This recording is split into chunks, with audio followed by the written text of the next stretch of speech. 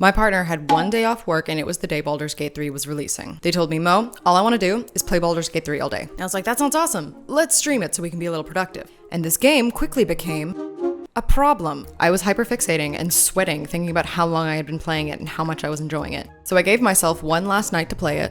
I gave Matt a kiss goodnight. I said I would be up in a bit. And then I proceeded to play Baldur's Gate until the sun came up. I got a lot of TikTok comments that's like, oh, look at the way that they're lovingly holding them. But my mic was off, right? I was just wondering if you could give me a reenactment of you finding me after my all-night Baldur's Gate binge. Oh, you dumb sack of shit.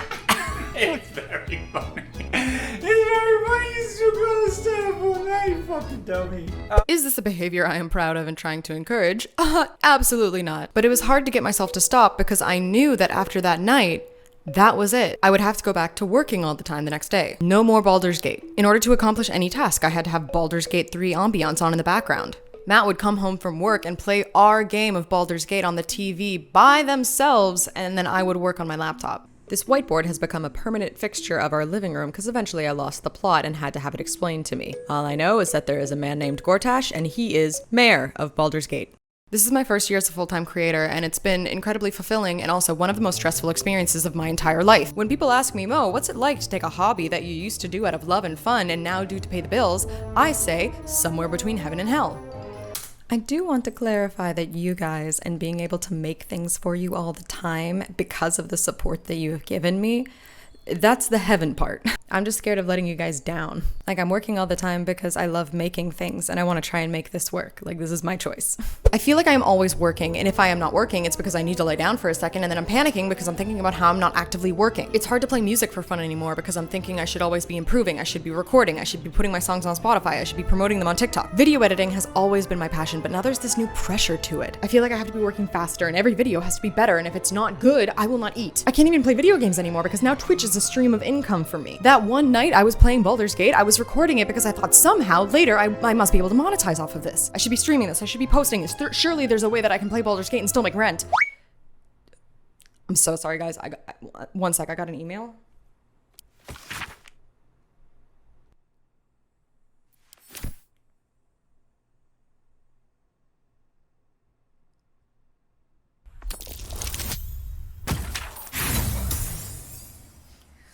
I love Baldur's Gate so much, dude. I don't know if I've ever played a video game that has satisfied me so much with its mechanics, but still felt like a living, breathing world. It's so high fantasy and takes itself so seriously, but still manages to make me laugh. I love that it feels like the most accessible way I've ever played D&D. Like, all the spells are icon art. They're separated by color. If I can't do something, it just fades to gray. I can't click on it. And I don't feel overloaded or overwhelmed by all the information. Like, I can look at things one thing at a time, and all the important stuff is bolded. I love that if your character faces consequences, it still rewards you as a player. Like, I did a bar crawl of all the jails I could get sent to, because there's always a fun little escape room in there for you. Last time Matt was playing our game, they pissed off a genie and it turned him into cheese. And he was just so goofy, he was just rolling around as cheese, but the cheese had like a special power. I love that you can turn on turn-based mode at any time. Like, if I find myself in a sticky situation, I don't have to panic, I can go into bullet time and think, okay, how are we getting out of this one? I love how the battles can either feel like a fight or a puzzle. Like, it allows me to be strategic or creative if I wanted to be. I love how the conversations feel like conversations and not just like a predictable BuzzFeed quiz. And there are so many dialogue options. Like, not just the ones at face value. Like, you get special dialogue options based on your class, your background. If you play a tiefling, other tieflings will bring up the fact that you're a tiefling and talk to you like you're a tiefling. Step back.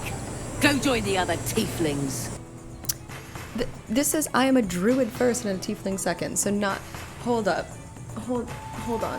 They not only considered tiefling-specific options and druid-specific answers.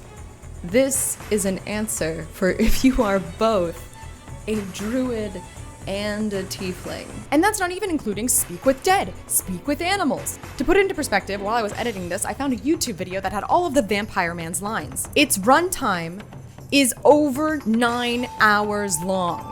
One character has fully voice-acted lines that when put together are over 9 hours long. I love how many different ways it seemingly lets you solve the exact same problem. Here are some examples. I asked my viewers how they got through the Goblin Camp.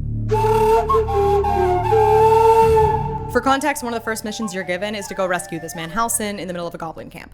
Goblins are chill with drow. So when Matt and I played, we disguised ourselves as drow so we could sneak in. During my all-nighter, I gathered all the goblins by playing a little ditty, and then carefully planned out an ambush so I could attack them all at once. A lot of other people also planned out an ambush by putting grease on the stairs, ice on the bridge, using a spell that locks all the doors. Someone fully sold out the good guy location so they could assassinate the leader once they were left alone. Someone was attempting to ambush everyone but then got caught freeing a prisoner and had to fight their way out. Someone woke up the drunk goblins and then gave them more booze so they'd pass out again. And this person poisoned the punch bowl at the party. I did not even realize that was a thing you could do. Some people threw their enemies into the spider pit. Other people befriended the spiders and caused a spider uprising, including Luxy Games, Luxy Games? One of Twitch's top female streamers, Luxy Games? Oh my god! No shot. I cannot believe the spiders are working for us. That's the best.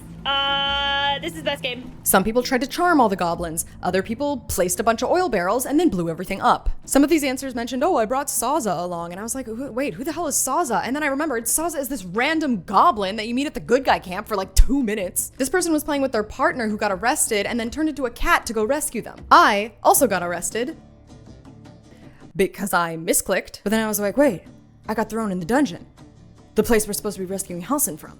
So when I tell you, I reloaded that save so many times because I was so determined that the narrative was going to be that me and Halsin fought our way out of the dungeon together and met up with the rest of the party. I just love it when a plan comes together. In the playthrough you are going to see, I met a character named Priestess Gut. She gave me a sleeping potion, I pass out, I wake up in a dungeon in chains. However, when Brizzy Voices was in the exact same scenario, Brizzy Voices... Voice actress and content creator Anna Brisbane, Brizzy Voices. Why does it say drow drink the potion? When she was in the exact same scenario, she was given the sleeping potion, but was playing a drow. And apparently, sleeping potions do not work on drow, so Priestess Gut got mad and attacked her. We've got trouble! What's the fucking problem? I drank your potion.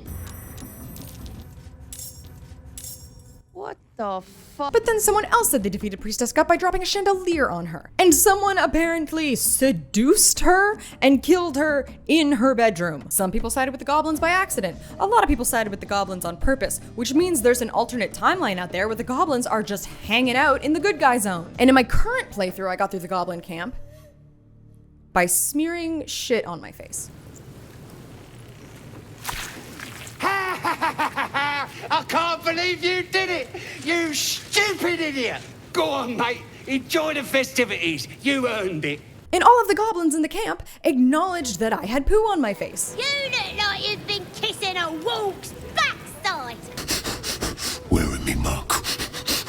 Muck on ya. Looking good, you dunger. Poo suits you. And what are you doing here with that stink on your face? That tongue on your mug's making my eyes water. I would open up my menu and there would be poo on my face and flies buzzing around my head. I had a status effect for the poo on my face. And I would like to remind you that that is just one mission. That is one quest in the entire area of Act 1. And that's just the gameplay. Can we talk about like the characters and the story? I'm so invested in the plot and I love all these characters. And I originally wasn't even that interested in romancing them. I just find romancing in video games like kind of shallow. This is the opinion of a woman who has an entire page in her virtual bullet journal just dedicated to which gifts to give the Stardew Valley villagers, by the way. It just feels like, oh, you chose the obvious dialogue option. You Googled what gifts to give them. Achievement unlocked. You see a pair of tits. But the romance scenes I've seen are like way more than just fan service. It's such like a tender and intimate look into who this character is. Like you earn it by getting to know them as a person and you're rewarded with a moment of vulnerability with them. And it does consent so well, which I appreciate because I'm awkward as hell. Like every time it's about to escalate, it asks you, hey, do you want to keep going? And I have the option to say yes or no. May I have this dance? Like I never feel trapped in a vulgar cutscene.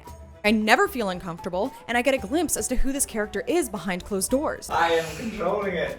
Maybe I'd break up with him. No, you wouldn't. And when I found out I was going to be making a video about Baldur's Gate, I asked people on Twitter, hey, when did you feel most immersed in Baldur's Gate? A lot of the answers were, oh, this story beat with this character. So the original concept for this video was it was going to be a challenge. I was going to romance all of the Baldur's Gate characters in 3 days.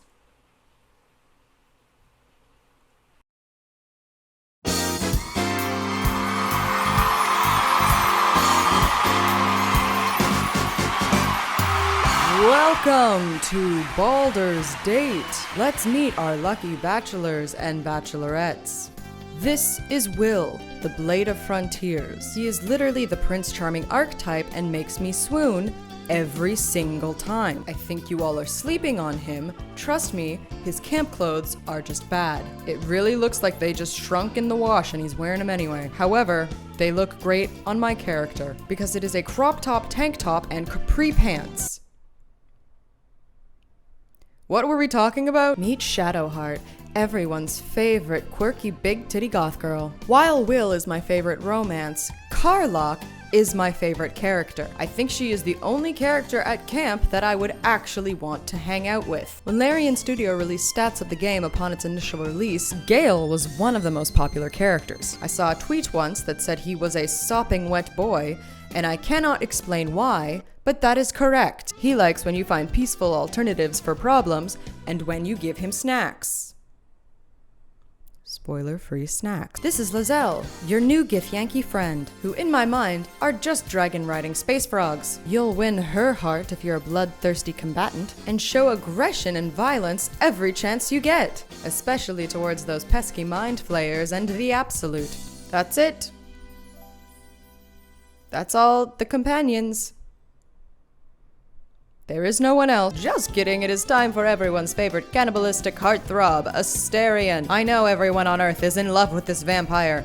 I cannot get past the fact that he is a gay man who hates me. Asterion likes if you let him drink your blood, are mean to humans, and have an appreciation for the finer things in life. What a list of green flags. Will I be romancing him one day? Absolutely. Shane was my first pick in Stardew Valley. I love vampires as much as any other woman that lived through the Twilight Saga, and I can fix him. Halsin, the Druid Daddy. To romance Halsin, you must lift the Shadow Curse and show an affinity for nature. If you long to romance Minthara, the Spider Milf, you must side with the goblins. Jahira, Mizora, Harlip, the Emperor if you're freaky, the Drow and Dryad of the Baldur's Gate brothel, and Minsk. Wait, who's Minsk? Matt played our game in front of us while I did research and wrote scripts. Choosing to fight the goblins will make Minthara hostile, and the relationship cannot be recovered after this point. Fair. Set your boundaries. I made myself a strict schedule and I had notes for every character I was going to create. Am I just writing smut? It really feels like I'm just making self-insert fanfiction. That is what's happening. I was up at the crack of dawn, which very clearly I was thrilled about. So I think today we're gonna start with Shadowheart.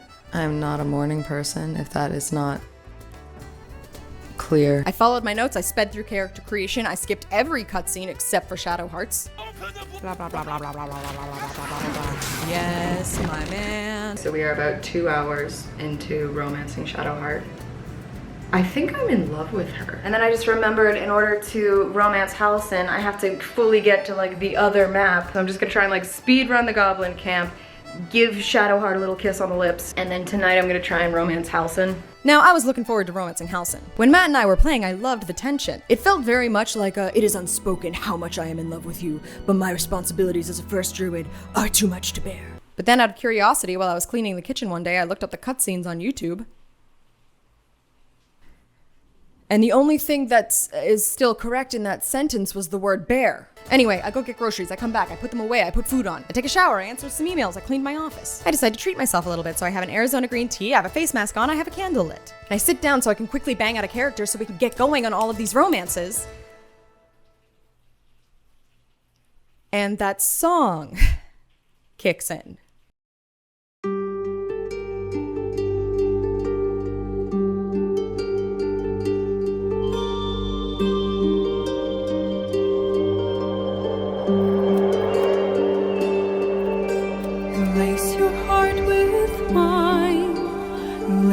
Sleeping soul, take flight, take me through the night, down. And I blinked, and the timer on my Streamlabs recording said I had been there for 2 hours. Just character creator? Just character creator. Jesus. Yeah. Borislav Slavov has written some of the most beautiful music I have ever heard. Maria Anastasova's vocals are beautiful and haunting, and according to TikTok, she follows me and is a LARPer. One of us. I know that we all make jokes about how it loops during character creation, but man, it fills me with such a sense of wonder and adventure. Yes, I'm a fucking nerd. I am a very emotional nerd. Life is hard. And it's chaotic and crazy and stressful. Video games, to me, when I'm getting the most out of them, can feel like meditation. It's a chance for me to sit and breathe and convince myself that just for a moment, I'm somewhere else entirely. And weirdly enough, whenever I allow myself a night like that, I'm always excited just to get back to it. So, this video is gonna be a little silly. So if you will allow me, I would like to share with you 10 ways that I get fully immersed in Baldur's Gate 3. But before we begin my numbered list, I'd like to share with you the first tip, which is the word immersive is meaningless. I know that I'm kind of coming for my own brand by saying that, but that's part of why I call myself an immersive experience creator. Like theater experiences, theme parks, LARPs, or in a lot of cases, just a lot of projectors. Like it's so vague and covers so many bases. And I have since been told that is bad branding. I would like to point you towards this video essay. The main thesis of it being that calling a game immersive is the same thing as calling it good.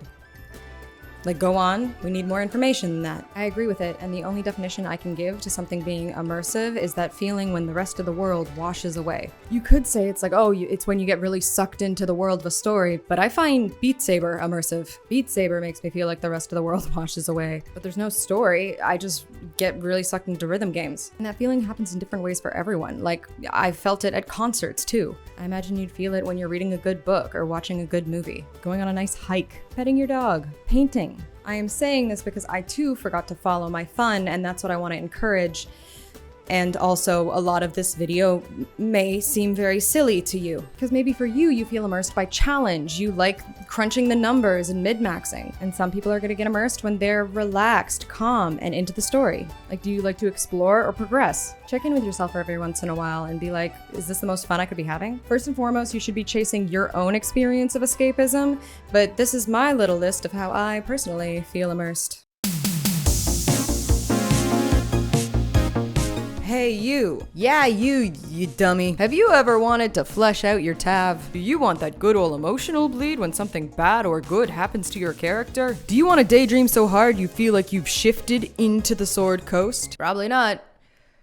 Who'd want to do that? That'd be weird. Because now, for the low price of nothing, I'm going to tell you 10 ways to get fully immersed in the world of Baldur's Gate 3. Actually, I think it's just 9 now, because we already did the first one. Call the number at the bottom of your screen. We're just going to ignore the fact that it's very clearly a hair wash day. I thought that would work for our greasy boy Gale. So it's probably best to start at the beginning, but for me, that's before I even boot up the game. I'm going to call this ritual casting. Of all the experiences that I have done, the ones where I felt the most in it always had some sort of transitional period. Whether that be a group meditation, a walk to the location, or even something as simple as an announcement to tell everyone to turn off their phone. And I do that when I'm settling in for a nice little self-care night. Before Matt and I put on a movie I'm really excited about, we'll make popcorn. We'll turn off the light. Sometimes if I'm feeling real weird, I'll pull up the DVD menu on YouTube and have it on a loop while we're getting ready. I accidentally did this the other night with the candle and the face mask. For me, I get the most out of a night of gaming when I prepare my space and I do yoga. I focus on my breathing, I stretch myself out, my body feels good, my brain feels good. I am ready to transport myself. And I mean, that's what I do, but you can do whatever you want. Make yourself a nice snack, go for a walk, look up the latest Baldur's Gate memes, hop on a Discord call with your friends and ask them how their week's been. Obviously in moderation, but maybe treat yourself to a little bit of a cheeky legal substance. It doesn't really matter what it is, I would just recommend giving yourselves like 5 minutes to mentally transition. Just to chill and tell yourself, okay, it is Baldur's Gate time now. And then we will hop into the character creator. The character creator screen to me is more than just a stat block or a doll maker. It's a chance to wonder what kind of person I'm making. Not just what they look like, but who they are. Why did they decide to cut their hair this way? Does this tattoo have significance to them? Are they proud or self-conscious of their eye color? I really like this hairstyle.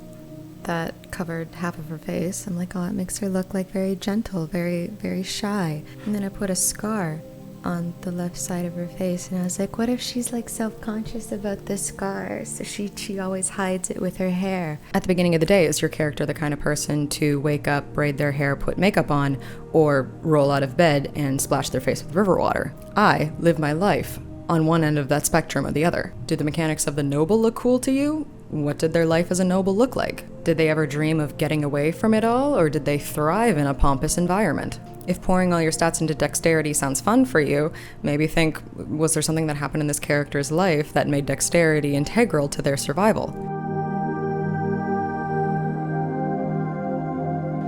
Her stats are ridiculous. She has like no constitution, no dexterity, what are you playing? No strength, tiefling druid.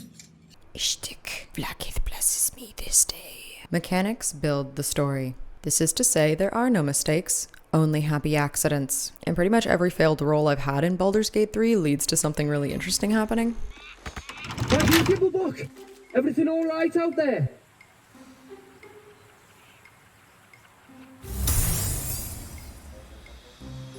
Think I'm stupid?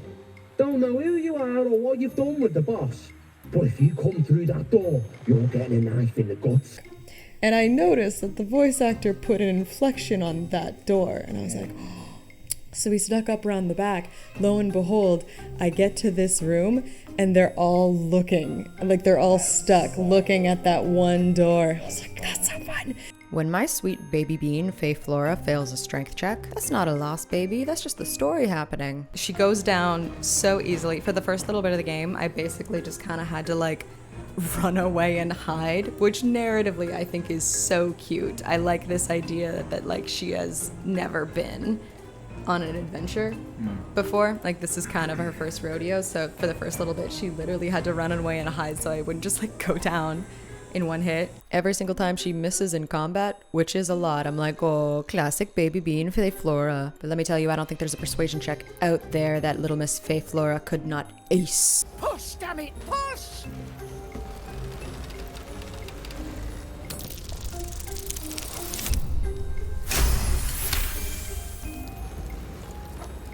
That's right! 3, 2, 1, push!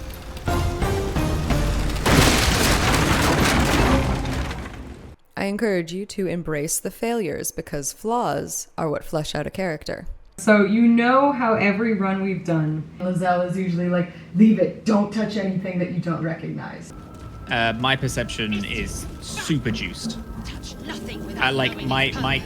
So I just run in and I hear her begin to speak, and without thinking, I just hit the switch. Cave machinery. Two people just did like a fight. The cultists. The cultists started, yeah. I was like, oh my god, that's so funny. Allow yourself to get swept up in your story. If it is not clear at this point, I am a loser, and I embarrass myself a lot because of how into things I get. But it brings me so much joy. Such completely harmless joy. And in this economy, I don't think we can afford to deny ourselves any joy. That shiver betrays your fear. Suppress it. It is useless. We landed, and you know that mind flayer that's like, come, I'm going to suck your brains. Get away from that thing. I was like, I'm playing a naive little cutie dummy. Did you fucking go to kiss him? I just went for it. Instantly died, yeah. And for the first time in your life, you're perfectly happy.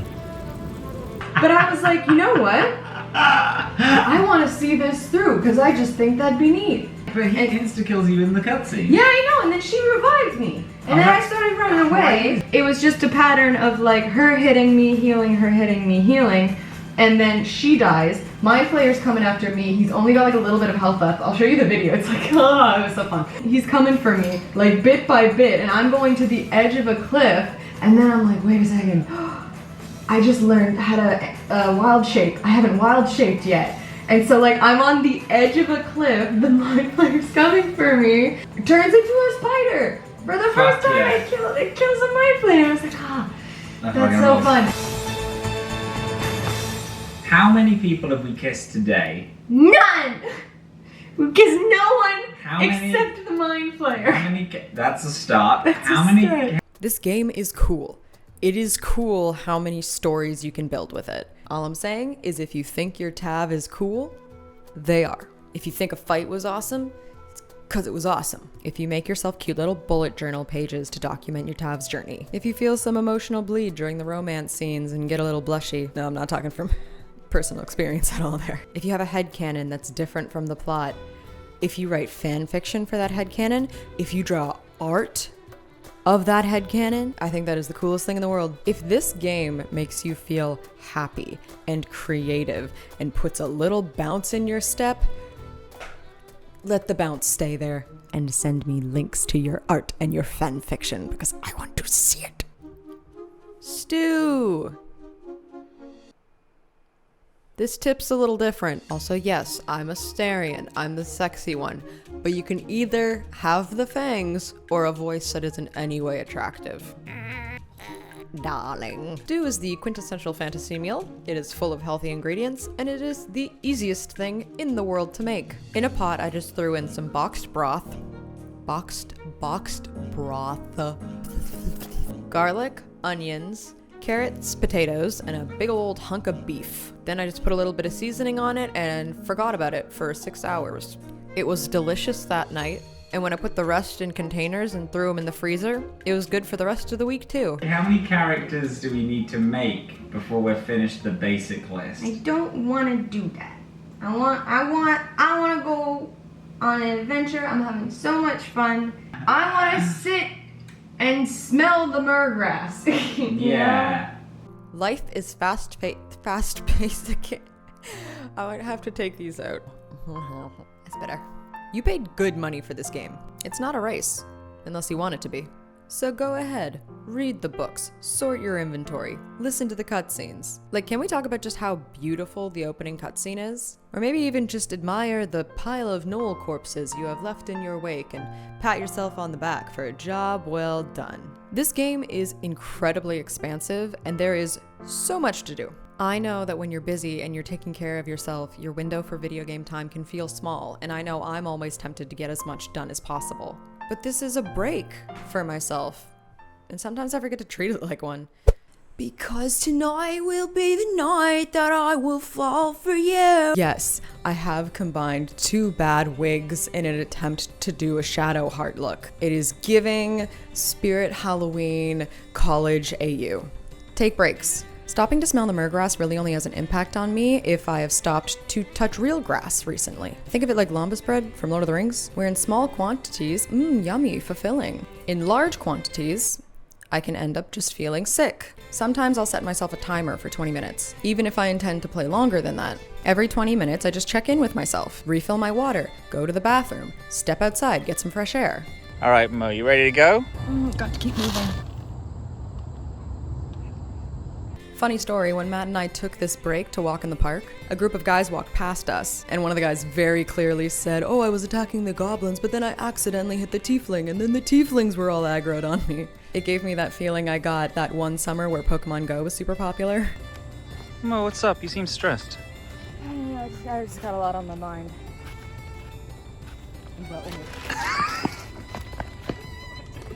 That was fun. I wasn't expecting that at all. Another take where I don't do that. Another benefit of breaks, especially long-term ones, is the suspense. When I was a kid, I played a lot of Kingdom Hearts, and there was this one boss fight and this one cutscene that would always play beforehand where Sora would go, "There's no way you're taking Kairi's heart!" And I could not get past this boss fight. Definitely not in one sitting. I just remember furiously scribbling on my schoolwork, thinking about all the strategies I could implement once I got home. And there was so much buildup that once I finally beat that boss, God, a wave of euphoria. And the Goblin Camp gave me that same feeling. Right before going to the Goblin Camp, I walked away to get some work done. And I just remember being like, man, how am I gonna take down that priestess gut? And it gave me energy through the day. And so when I finally sat down to do it, I was so excited. Cultivate your experience. Mechanically, I have way more fun with rogues than I do clerics, so gave Withers 100 gold, wham boom bam, Shadowheart's a rogue now. I made Lizella Ranger. I just found I was always using her for archery anyway. This drives my partner absolutely up the wall. I imagine it also might drive a couple commenters up the wall. Matt's always like, that's bananas to me. Like, being a cleric is such a huge part of her story. I don't know, I've just rewired it in my brain so that the story is the same. She just sneaks, and I have a lot more fun in the fights as a result. Well, you know what, Matt? It's bonkers to me that you don't sort your inventory, like, at all. Everything's just everywhere all the time, all at once. As I've said, the soundtrack to this game is phenomenal, but sometimes I'm just in the mood for ambient sound. Sometimes I want to add my own soundtrack, like fantasy lo-fi, fantasy meditation, or Bad Reputation by Joan Jett and the Blackhearts. Sometimes I'm craving a challenge and I want to give my brain a workout, and other times I might only have a couple minutes and I just want to relax. Which is why I really appreciate the wording of the different difficulty levels. I have been shamed a lot for playing games on easy mode. I have internalized in myself that I am not good at video games, which is why I really appreciate that Baldur's Gate has categorized its difficulty levels by ideal experience. Like, it's not easy mode, it's the easiest mode so you can have a more story-driven experience. Get in, and I'm having a grand old time just looking around. I'm super chill. I'm like, oh my god, this reminds me so much of those like Disney interactive storybooks I used to play as a kid because there's no stakes. Quick, throw it at the Huns on the stairs. And then a few hours in, when I decided I wanted to multi-class and that was something that was only available in balanced mode, it just let me change it. The customization in this game goes way beyond dyeing your clothes. Don't be afraid to adapt your experience based on your personal wants and needs. Ponder your answers. Baldur's Gate gives you so many interesting dialogue options. Beyond the persuasion checks or the rogue-specific answers, sometimes it presents you with a character question that I really enjoy pausing to think about. Like Lizelle asked me, have you ever seen a Githyanki before? I expect I am your first. And I had the options to say yes, I'd only ever heard of them, or no. And I stopped and thought, has my character ever seen a Githyanki? Because at the time, I didn't really have an answer. I was like, I don't really see them as a world traveler type, so they probably haven't seen any. But I imagine that she's sheltered, but reads a lot. So maybe she's read about the Githyanki, but hasn't seen them. I suppose I am as alien to you as you are to me. I love little prompts like this, and the little workout that it gives your imagination. That look in your eyes. Something terrible has happened to you. And I know that this seems small at the time, but when those answers all build up, it can get you really invested in your character's story. Like, if your character is the kind of person to have never seen a Githyanki before, imagine their emotional response to the rest of the bullshit they're about to experience. And so, there we go. That's it. My little Baldur's Gate 3 journey comes to an end again, for now. But I cannot wait for the next time I get maybe just an hour of free time and I can go visit the Sword Coast again.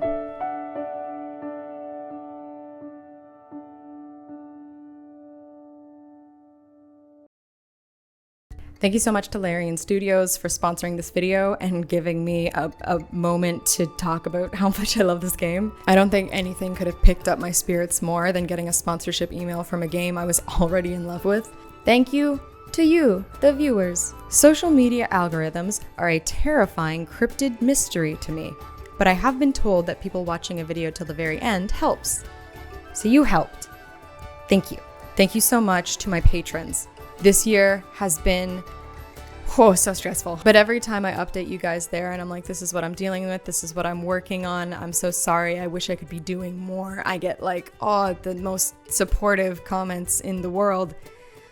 Keeps me going. I'm able to buy groceries and my medication because of your support. If you're interested in becoming a patron, Az and Kaza, you may know them from other videos, completely gave it a makeover. Azrai also has a Patreon and also has ADHD, and so helped me make sure that my Patreon was ADHD safe. They cleaned up all of the reward tiers so that it can work with my executive dysfunction, so most of the rewards, like merch and stuff, ship out automatically. But I will still hop on there with updates and works in progress. There's a video I filmed in 2018 that I'm still working on that patrons have seen the entire progress of. If you're interested in seeing me play more Baldur's Gate, I've gotten into Twitch recently. I got a USB extender so I can be your real-life lo-fi girl, and the camera does not have to be directly on my face. I mostly do Pomodoro streams because I am busy and I like being an accountability buddy for the people in my chat, but occasionally I will break and we will just play some video games. I am Momo_O'Brien there, and if you could follow me on social media, that would be neat. I guess that's it. I guess we're done. Hooray! I mean, it's already open. I could play for like a little bit, right? Why is it always a million trillion degrees whenever I need to be wearing makeup, elf ears, and be under a hot light to film a video? I can't tell if I'm in focus. I feel like I'm just forever cursed to not be in focus. All I want for Christmas is my 2 front teeth. My 2 front teeth. The bangs are so bad. The bangs are so bad! I have not yet, in this game, found a flower crown. Now, if anybody out there knows where one is, if you could drop that information in the comments for me, that would be great. This is not a green screen. This is 4 pieces of dollar store Bristol board. Stop, hey, what's that sound? Everybody look what's going down. This chord is precarious. What a precarious chord. Group meditation. Walk to the location. Immersive experience. I am gonna go shower now.